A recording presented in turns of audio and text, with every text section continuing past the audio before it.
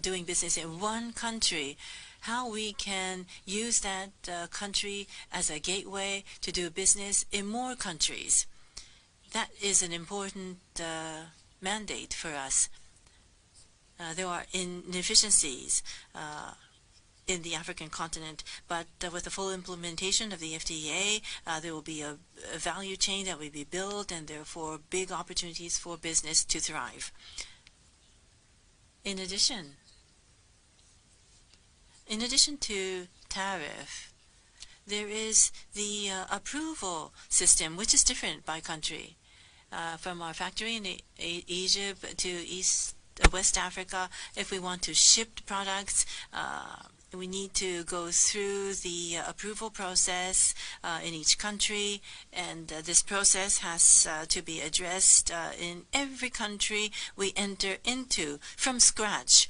It could take a year at times.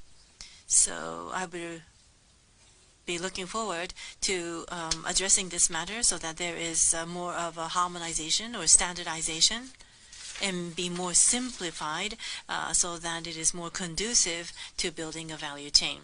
Especially when it comes to infrastructure and education, talent development, working hand in hand between the public and private sector, it's very important. Unicharm, a Japanese company, we want to grow together with Africa, and we will conduct management, locally based management, to contribute to the development of the local community economy and generate employment to enhance the living standards of the local community. That is all for me. Thank you. Mr. Lema, may I invite your comments? Yeah, thank you very much.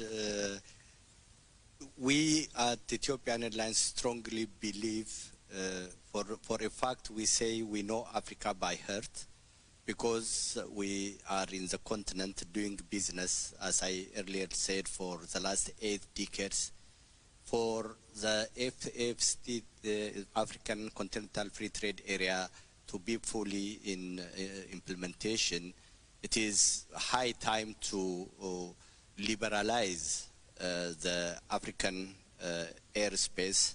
It is high time also to liberalize the way we do when it comes to governance and ownership of critical infrastructures like airports and handling at those very airports, because since in majority of African countries those kind of services are monopoly, it lacks the possibility for companies like Ethiopian Airlines to negotiate and get service for a value of money that we pay.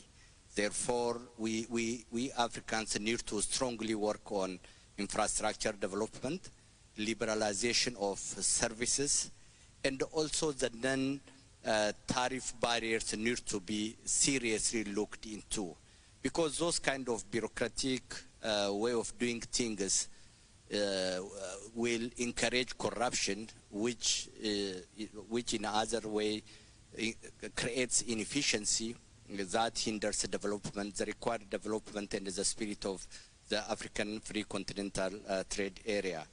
We strongly also recommend that the visa issue in Africa is of a serious concern, because as an African, it is only very limited countries like Kenya, Rwanda, Ghana, and the like, which allow Africans to obtain visa on arrival or get free access.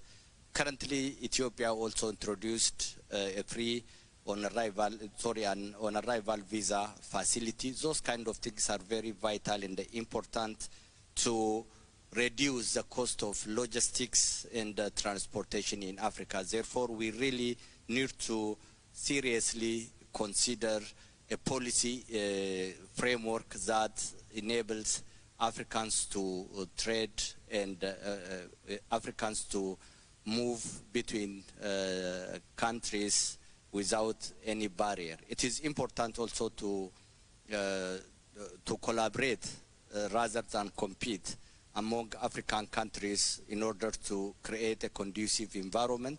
In order to do so, we have a lot to learn from countries like Japan, and it is also important to closely work with companies like JETRO, which are trying to bring the Japanese business and the capital into Africa, because one of the critical factors in Africa is access to capital. Hence, if we are able to succeed in these areas, hopefully Africa will be more connected. Thank you. Thank you very much. Thank you very much. Sorry, Ishigo-san has to leave. So the session, I'm sorry, in Japan, we can't be over time. And we have to apologize for being 30 seconds over, and actually I'm 3 minutes 30 seconds over. So my apologies, and apologies to Mr. Kovida for not being able to invite your final comments as well. But thank you very much for this very lively discussion. Actually, the one comment that I would like to close with is we're talking about free trade agreement, but I think the very important comment by Mr. Lima in his opening remarks is everybody has their indigenous identity.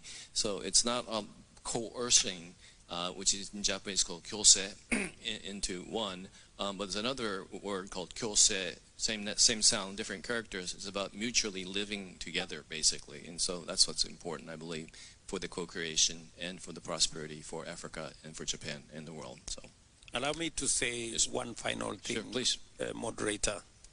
In our audience is our Deputy Chairperson of the Africa Union Commission, and part of the reform that we are working on is exactly to address the challenges the private sector is raising, that we should have a unified, standardized approach where business can, like a one-stop shop for Africa to be able to speak with one voice. And the reform that we are undertaking at the Africa Union Commission is so that we can give greater leeway and power for the Africa Union Commission to speak for Africa, to act for Africa in a unified manner. And the Africa Continental Free Trade Area will create a bigger pool and a larger market and standardized mechanisms that would allow private sector to thrive as we drive trade in our continent. And I'm sure our Deputy Chair will pick it up as we work on the reform process. Okay, Your Excellency, thank you very much for your closing remarks, and the session is closed. Thank you so much. ありがとうございました。Thank you very much. So please give them another big round of applause. Thank you very